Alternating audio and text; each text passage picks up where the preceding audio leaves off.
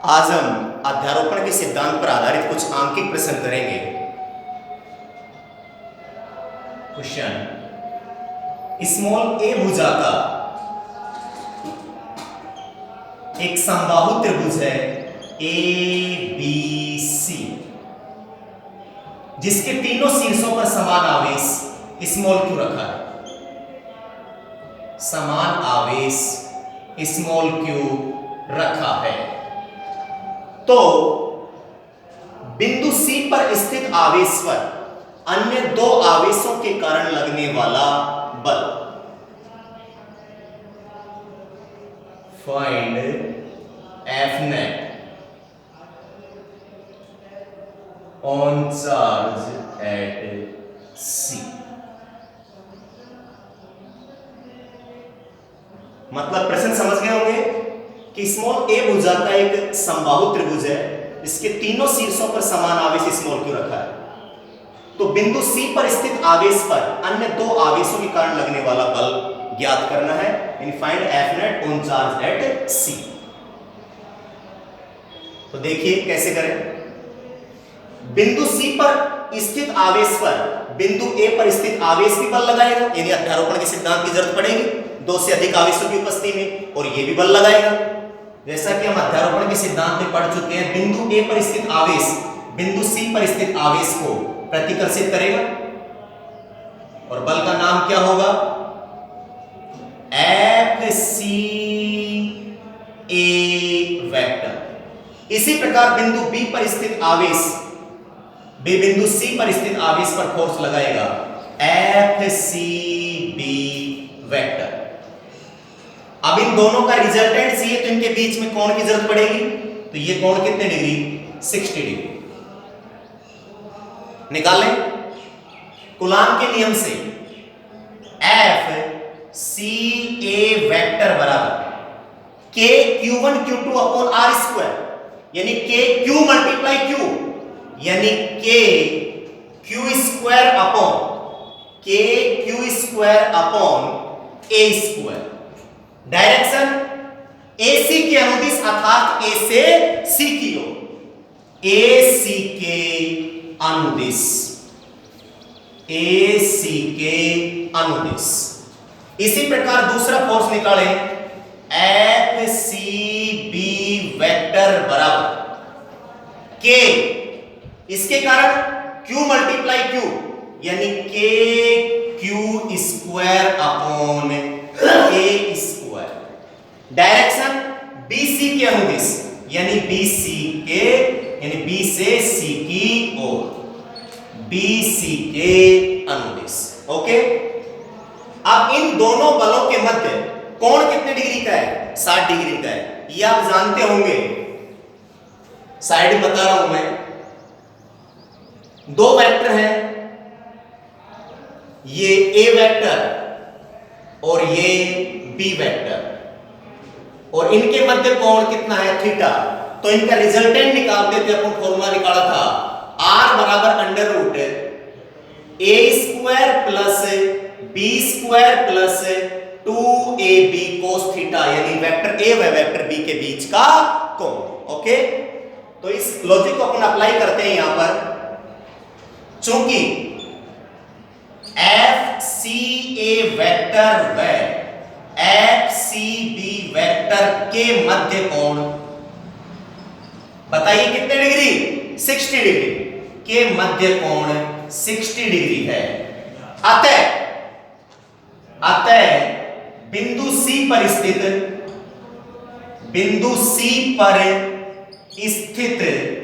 आवेश पर बिंदु C पर स्थित आवेश पर लगने वाला बल या परिणामी बल? लगने वाला परिणामी बल, लगने वाला परिणामी बल क्या आएगा भाई? लगने वाला परिणामी बल, यानी F net vector equal to FCA vector plus FCB vector, यानी F नेट वेक्टर बराबर FCA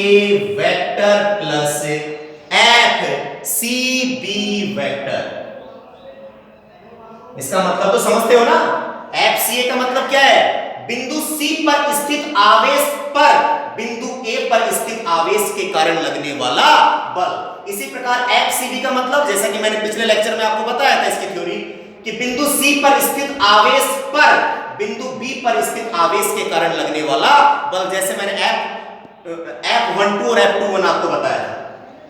या अब यहां पर वो फंडा अप्लाई होता है, F नेट बराबर वेक्टर नहीं आएगा, under root FCA square plus FCB square plus 2 FCA FCB cos, बोलिए एंगल कितने डिग्री, 60 डिग्री,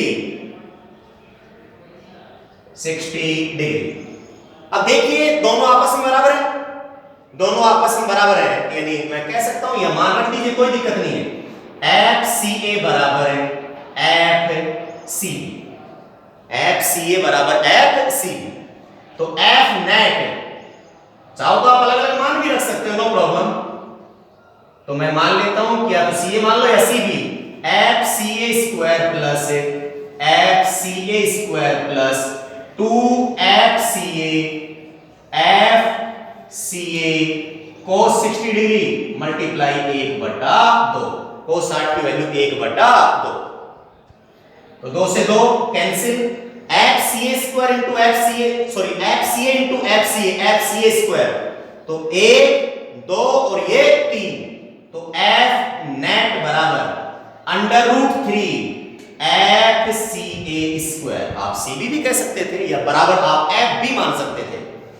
तो F नेट बराबर √3, ये बाहर आ गया CA, और इसकी वैल्यू √3, FCA की वैल्यू ओनली मैग्नीट्यूड यानी KQ square upon A square, KQ square upon A square. यह आया आपका बिंदु C पर स्थित आवेश पर लगने वाला परिणामी बल।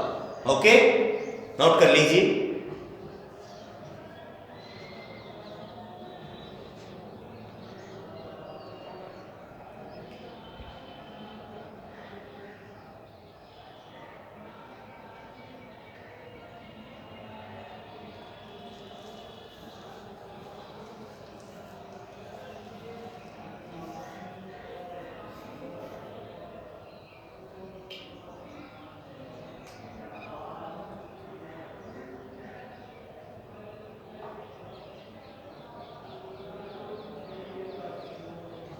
चले आगे, चाहो तो आप इसका मात्रा भी लगा सकते हो न्यूटन। इसी प्रकार सुनिएगा एक मिनट एक बार, जरूरी नहीं है समान आवेशी हो, तरीका समझे क्वेश्चन को सॉल्व करने का।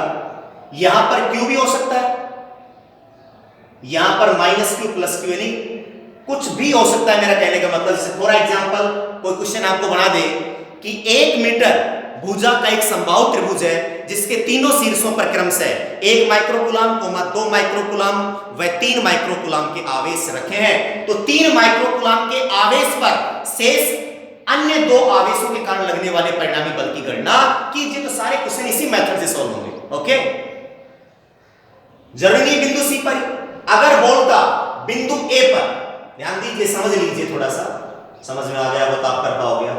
अगर ये बोलता कि बिंदु B पर, तो बताइए बिंदु B पर इसके कारण इधर नाम क्या आता, FBC वेक्टर, इसके कारण इधर बोलिए नाम क्या आता, FBA वेक्टर। वही एंगल कितने डिग्री, 60 डिग्री।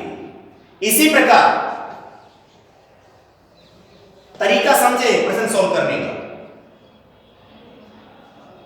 हो सकता था मान लीजिए Q यहां पर होता -Q, अब बोलता FC पर, यानी find F net on charge eight C, बिंदु C पर स्थित आवेश पर लगने वाला परिणामी बल।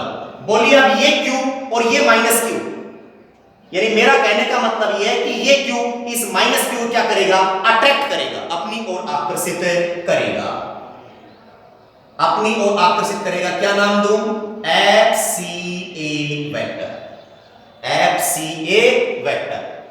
और ये भी क्या करेगा, बिंदु बी पर उपस्थित आवेश इसको क्या करेगा, अपनी ओर आकर्षित करेगा, यानी एफ सी बी वेक्टर। बताइए एंगल कितने डिग्री, 60 डिग्री। सॉल्व करने का तरीका बिल्कुल सेम होगा। ओके,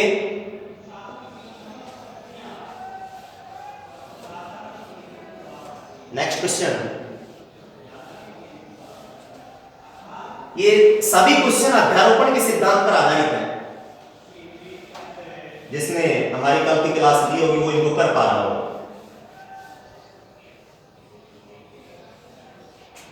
क्वेश्चन, स्मॉल एल भुजा का,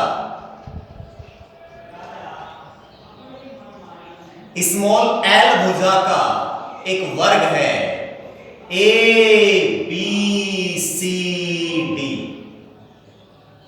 इसके चारों शीर्षों पर क्रमशः plus Q minus Q plus Q आवेश रखा है, आवेश रखा है। तो बिंदु सी पर स्थित आवेश पर लगने वाला परिणामी बल ज्ञात कीजिए। यानी कोई क्वेश्चन शॉर्ट में लिख रहा हूं मैं, find F net on charge at C. यानी बिंदु सी पर स्थित आवेश पर लगने वाले परिणामी बल की कैलकुलेशन करनी है। तो देखिए कैसे होगा। बिंदु सी पर कौन सा आवेश रखा है, माइनस क्यू आवेश रखा है। तो बिंदु सी पर उपस्थित आवेश पर बिंदु ए पर स्थित आवेश भी फोर्स लगा रहा होगा, बिंदु बी पर स्थित आवेश भी फोर्स लगा रहा होगा, और बिंदु डी पर स्थित आवेश भी फोर्स लगा रहा होगा। वो बात अभी डिपेंड करेंगे कि जिन दोनों आवेशों की अपन बात कर रहे हैं वो समान प्रकृति के हैं या असमान प्रकृति के। ओके, देखते हैं, चलिए। बिंदु बी पर उपस्थित आवेश बिंदु सी पर उपस्थित आवेश को क्या करेगा, अपनी ओर आकर्षित करेगा, यानी F C B vector. Okay, इसी प्रकार बिंदु डी पर उपस्थित आवेश भी बिंदु सी पर उपस्थित आवेश विजातीय प्रकृति के होने के कारण इसको क्या करेगा, अट्रैक्ट करेगा, यानी F C D vector, F C D vector. ये ऐसे लिख लीजिए, एफ सी डी वेक्टर। अब बात आती है बिंदु ए पर उपस्थित आवेश। बिंदु ए पर उपस्थित आवेश यानी सीधी दूरी चाहिए, यानी ये डायगोनल विकिरण। और स्वाभाविक सी बात है कि आपको पाइथागोरस प्रमेय से निकालना आता होगा, कर्ण स्क्वायर बराबर आधार स्क्वायर प्लस लंब स्क्वायर। तो बताइए कितना आएगा ये, √2l। तो ये भी कैसे, समान प्रकृति के, तो ये भी क्या करेगा, इसको अपनी ओर आकर्षित करेगा, और इसको क्या नाम दूं, FCA वेक्टर। कंफ्यूज होने की बिल्कुल भी जरूरत नहीं है। कोई किताब वाला लिखता है कि सी हटा देता है, इधर केवल लिखता है FB वेक्टर, इधर लिखता है FA वेक्टर, और इधर लिखता है FD वेक्टर। कंफ्यूज ना हो, इसका मतलब पता है आपको। FCD का मतलब क्या है, बिंदु C पर स्थित आवेश पर बिंदु D पर स्थित आवेश के कारण लगने वाला बल। ओके, तो अब देखिए, अगर मैं इसकी चर्चा करूं, सारों के परिमाण समान है, चाहे FCA हो, चाहे FCB हो, चाहे FCD हो। यानी इसका मैं अगर यहां डायग्राम बनाने की कोशिश करूं, बिंदु C पर एक फोर्स लग रहा है इधर FCB वेक्टर, और इधर फोर्स लग रहा है FCD वेक्टर, और इधर फोर्स लग रहा है FCA वेक्टर। ओके, तो इनका रिजल्टेंट निकालना है। क्या निकालना है, रिजल्टेंट। तो बताइए कंप्लीट एंगल कितने डिग्री का, 90 डिग्री का। सबसे पहले FCD और FCB को सोल्व कर ले, इन दोनों का रिजल्टेंट निकाल ले। देखिए वो कहां आएगा, स्वाभाविक सी बात है 90 डिग्री तो यही आएगा, इसको नाम दे दें F dash vector, F dash vector. करें एफ सी डी वेक्टर बराबर, एफ सी डी वेक्टर बराबर वही कूलॉम का नियम अप्लाई कर दीजिए, के Q1 Q2 upon are square. के Q1 Q2 केवल परिमाण लेना है, के Q1 Q2 यानी Q into Q Q square upon L square. बोलिए डायरेक्शन किधर आएगी बेटा? डायरेक्शन आएगी सी डी के अनुदिश, यानी सी से डी की ओर, सी डी के अनुदिश, सी डी के अनुदिश। इसी प्रकार दूसरा force F C B vector, F C B vector बराबर वही इन दोनों के बीच में distance L, K q into q यानी K q square, K q square upon L square. Direction वही सी से बी की ओर यानी सी बी के अनुदिश, सी बी के अनुदिश। ओके, सी बी के अनुदिश। इन दोनों का रिजल्टेंट निकाल ले। अब एक बात ध्यान और दें, ये बात यदि आपने फोर्स पढ़ लिया तो अगले लेक्चर में हम पढ़ाएंगे आपको electric field and intensity of electric field. उसमें अपन नेट, जैसे फाइंड एफ नेट निकाल रहे हैं यहां पर, वहां निकालेंगे ई नेट, क्योंकि बल भी एक सदिश राशि है और आगामी लेक्चर पढ़ेंगे विद्युत क्षेत्र की तीव्रता भी एक सदिश राशि है, तो उसके भी न्यूमेरिकल ऐसे ही बनेंगे। तो यही आप ध्यान दे लीजिए, तो आगे आपको समस्या नहीं आएगी। वही बात, ये वेक्टर ए वेक्टर और ये बी वेक्टर, और इन दोनों के मध्य कोण थीटा, तो रिजल्टेंट क्या आया करता था? आर बराबर अंडर रूट आर बराबर under root A square plus B square plus 2ab cos theta, 2ab cos theta. अब इसमें तीन केस है, तीन केस आपको डायरेक्टली ध्यान होने चाहिए, रटना नहीं है। और वो तीन केस क्या हैं? ध्यान दीजिए।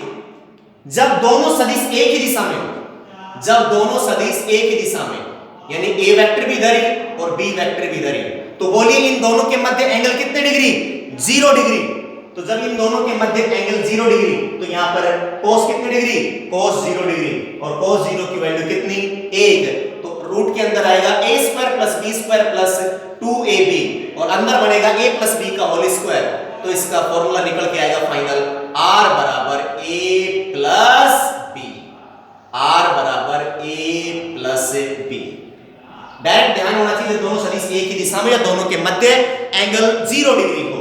इसी प्रकार जब दोनों सदिश, मान लीजिए a वेक्टर इधर और b वेक्टर इधर, और इन दोनों के मध्य एंगल कितने डिग्री? 90 डिग्री। तो फॉर्मूला क्या आएगा? r बराबर अंडर रूट पहले का स्क्वायर प्लस दूसरे का स्क्वायर। इसी प्रकार थर्ड केस, जब a वेक्टर इधर हो और b वेक्टर इधर हो, यानी इन दोनों के मध्य एंगल कितने डिग्री? 180 डिग्री। तो r बराबर a माइनस b कह दो या b माइनस a। कब? a ग्रेटर देन b, और ये कब? b greater than a। तो ये तीनों केस आपको ध्यान होने चाहिए कि जब दो सदिश एक ही दिशा में हो तो रिजल्टेंट पहला प्लस दूसरा, जब दोनों के मध्य एंगल 90 डिग्री या परस्पर लंबवत हो तो अंडर रूट पहले का स्क्वायर प्लस दूसरे का स्क्वायर, और जब परस्पर विपरीत दिशा में हो तो r बराबर बड़ा माइनस, रिजल्टेंट बराबर बड़ा माइनस छोटा। ओके, अब आइए अपने क्वेश्चन के ऊपर। इन दोनों का रिजल्टेंट निकाल ले f डैश, यानी चूंकि f C B vector perpendicular F C D vector, C D vector, या मैं ऐसे भी लिख सकता था कि एफ सी डी वेक्टर तथा एफ सी डी वेक्टर परस्पर लंबवत है, अतः इनका परिणामी कंप्लीट नहीं, अतः इन दोनों का रिजल्टेंट इसका और इसका, अतः बिंदु सी पर लगने वाला परिणामी बल,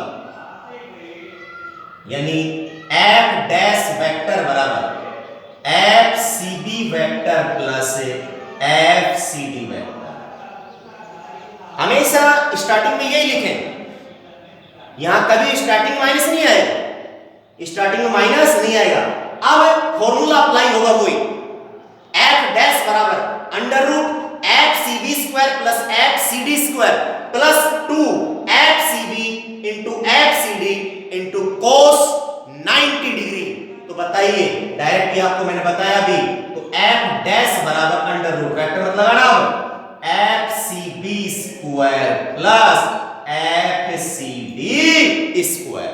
ओके, अब ये दोनों आपस में बराबर है, चाहे तो इनके बराबर आप एफ मान लो,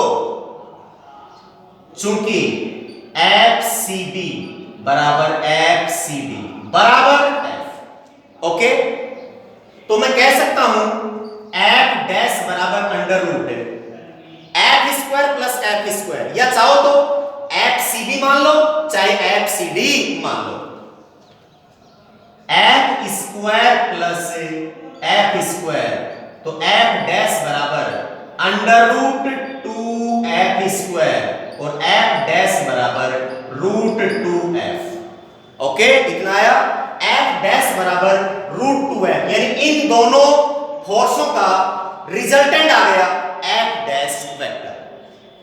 ये जब 90 डिग्री तो ये कितने डिग्री, 45 डिग्री, 45 डिग्री इसी लाइन के ऊपर आएगा, इसी लाइन के ऊपर आएगा। देखिए अब ये दोनों वेक्टर एक ही दिशा में हो गए, अब इन दोनों का रिजल्टेंट, मेरा कहने का मतलब यह है कि एफ नेट, अगर मैं कंप्लीट लिखना चाहूं यहां पर, एफ नेट वेक्टर बराबर F C B vector plus F C D vector plus F C A vector, इन दोनों का रिजल्टेंट अपन ने निकाल लिया और वो कितना आया, रूट 2 एफ। कितना आया, रूट 2 एफ। अब ये और ये एक ही दिशा में है, तो इनका फाइनल रिजल्टेंट क्या आएगा, मैं ऐसे भी लिख सकता हूं, एफ नेट बराबर F dash vector plus F C A vector. ये तो मैंने तरीका बताया आपको लिखने का, अपन ऐसे भी लिख सकते हैं, अपन ने दो तो सुलझा ही लिया आपस में, तो एफ डैश वेक्टर प्लस इसी दिशा में एफ सी ए वेक्टर, या वही फॉर्मूला अप्लाई कर दीजिए, r बराबर under root A square plus B square plus 2 A B cos theta. मैं बार बार कह रहा हूं, अगर आपको नेट फोर्स निकालना आ गया तो आगामी लेक्चरों में विद्युत क्षेत्र की तीव्रता और उसमें भी अध्यारोपण का सिद्धांत आएगा, और ऐसे कैसे न्यूमेरिकल बनेंगे, वहां पर आपको फोर्स की जगह नेट ई निकालना पड़ेगा, तो आप आसानी से उन सवालों को कर पाओगे अगर यहां समझा तो आपने। चूंकि इस और इसके मध्य कोण कितने डिग्री, 0 डिग्री, तो एफ नेट बराबर वही r बराबर a प्लस b, वेक्टर हट जाएगा f dash plus F C A. Okay, F C A दोनों की वैल्यू मौजूद है अपने पास।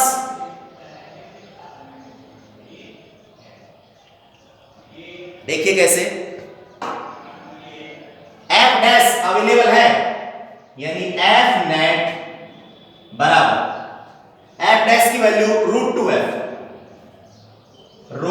F plus F C A, नहीं है कोई दिक्कत नहीं, एफ सी ए वेक्टर बराबर एफ सी ए वेक्टर बराबर के क्यू1 क्यू2 के क्यू स्क्वायर अपॉन, रट के नहीं रखें आर स्क्वायर नहीं, इन दोनों जिन दोनों आवेशों की बात करें उनके बीच की दूरी, ये करंट निकाला था पाइथागोरस प्रमेय से, रूट 2l का स्क्वायर, डायरेक्शन सी ए के अनुदिश, सी ए के अनुदिश। तो मैं चाहूं तो इसको आगे और भी सॉल्व कर सकता हूं, एफ सी ए वेक्टर बराबर के q square upon 2l square, 2l square, ये वैल्यू इधर ले आइए, क्या आया, के q square upon 2l square. f की वैल्यू इन दोनों के बराबर ही तो f माना है, और f की वैल्यू कितनी है, f की वैल्यू डाल दीजिए, f नेट बराबर रूट 2, f की value k Q square upon l square. हो सकता था यहां पर f ना के upon f c a, sorry FCB FCB, तो यहां आ जाता FCB FCB, या CD करते CD CD CD, यहां पर भी आ जाता क्या CD।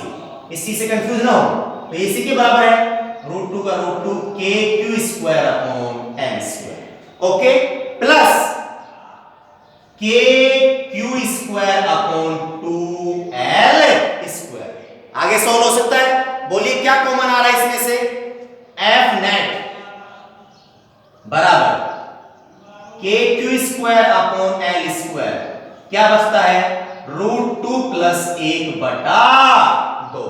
आगे भी सोल्व हो सकता है, अगर चाहे दो लघुत्तम ले लें इसका, तो बोलिए क्या आएगा, दो लघुत्तम ले तो यहां आ जाएगा 2√2 प्लस 1 अपॉन 2, ये 2 बाहर ले ले, तो बोलिए फाइनल आंसर क्या आएगा इसका, KQ² अपॉन 2L², अंदर 2√2 प्लस 1 न्यूटन।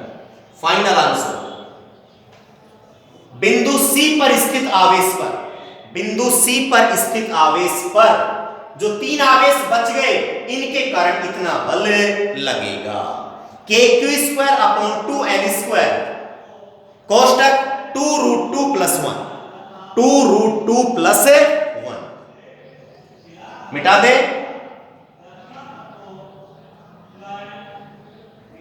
अब देखिए सवाल में चेंजेस क्या हो सकता था, तरीका समझे सवाल का, जरूरी नहीं कि सेम टू सेम यही आए। अब देखिए अगर यहां पर सारे समान होते, यहां पर भी Q, यहां पर भी Q, और यहां पर भी अगर प्लस Q होता, और यहां पर भी अगर प्लस Q होता, तो इसमें चेंजेस क्या होता, करने का मेथड बिल्कुल सेम रहता। समझिएगा थोड़ा सा, पहले आपने नोट कर लिया होगा, मैं यहां पर प्लस Q कर देता हूं, एक सेकंड। तो अब क्या होता कि बिंदु B पर स्थित आवेश भी इसके ऊपर फोर्स लगाएगा, बिंदु A पर स्थित आवेश भी इसके ऊपर फोर्स लगाएगा, और बिंदु D पर स्थित आवेश भी इसके ऊपर फोर्स लगाएगा। पहले तो ये नेगेटिव था, तो बाकी के सभी आवेश इसको अट्रैक्ट कर रहे थे, लेकिन अब सजाती हो गए, ये आपस में दोनों समान प्रकृति के, ये दोनों भी समान प्रकृति के, और ये दोनों भी समान प्रकृति के। तो प्रश्न में चेंज क्या होता है, चेंज की तरफ थोड़ा सा ध्यान दीजिए, फिर आप उसको खुद सोल्व करके देखेंगे। अब क्या होगा, डायरेक्शन का खेल है केवल इस वेक्टर में। फिर सवाल आप ऐसा भी कर सकते हो कि 10 सेंटीमीटर भुजा का कोई वर्ग है जिसके चारों शीर्षों पर क्रमशः 1 माइक्रोकूलम, 2 माइक्रोकूलम, 3 माइक्रोकूलम और 4 माइक्रोकूलम का आवेश रखा है। तो किसी भी आवेश पर, फॉर एग्जांपल 4 माइक्रोकूलम के आवेश पर शेष तीनों आवेशों के कारण लगने वाला रिजल्टेंट फोर्स बताइए। तो सवाल मैंने एक बताया, इसी का मैं दूसरा आपको बता रहा हूं घर करने के लिए। तो इसमें क्या चेंज होगा, केवल दिशा का खेल है। अब बिंदु C पर स्थित आवेश पर नेट फोर्स निकालना चाहते हैं, तो ये भी अपना रोल लगाएगा, ये भी लगाएगा और ये भी लगाएगा। देखिए फटाफट कैसे, बिंदु B पर उपस्थित आवेश इसको क्या करेगा, रिपेल करेगा, यानी इधर की ओर फोर्स लगाएगा। इस फोर्स को मैंने कल बताया था अध्यारोपण के सिद्धांत में, यानी बिंदु C था, यहां रखा था प्लस Q आवेश, तो इधर फोर्स लगेगा FCB वेक्टर। इतनी बात समझ में आ गई। इसी प्रकार ये भी इसको प्रतिकर्षित करेगा, और कूलाम ने बताया था कि यह बल दोनों आवेशों को मिलाने वाली रेखा के अनुदिश लगता है, तो इसको क्या नाम दूं, FCD वेक्टर। ओके, दो फोर्स आ गए, दोनों के मध्य एंगल कितने डिग्री, 90 डिग्री। तो इन दोनों का रिजल्टेंट निकालोगे जो इनके बीच में से गुजरेगा कहीं यहां से, इसको नाम दे दिया आपने F' वेक्टर। अब एक तीसरा आवेश और बच रहा है, ये भी तो इसके ऊपर फोर्स लगाएगा, ये भी सजाती है, तो इसकी डायरेक्शन भी क्या होगी, ये भी इसको रिपेल करेगा। यह बल दोनों आवेशों को मिलाने वाली रेखा के अनुदिश लगता है। तो इन दोनों के मध्य तो एंगल 90 डिग्री था, पहले इन दो को सोल्व किया, इन दोनों का रिजल्टेंट आया F', जैसा कि मैंने इस सवाल में बताया F', सेम ऐसे निकालोगे। अब F' और FCA दोनों एक ही डायरेक्शन में हो गए, और दोनों एक ही डायरेक्शन में हो गए, सेम इसी तरीके से सोल्व हो गए। इतनी बात समझ में आ गई। तो इस प्रकार सवाल का रूप चाहे कैसा भी हो, Q, 2Q, 3Q, 4Q, ये मैंने आपको जनरल सवाल बता दिया। L भुजा कितनी भी हो सकती है। तो ये आपका न्यूमेरिकल होता है। अगला आगे चले।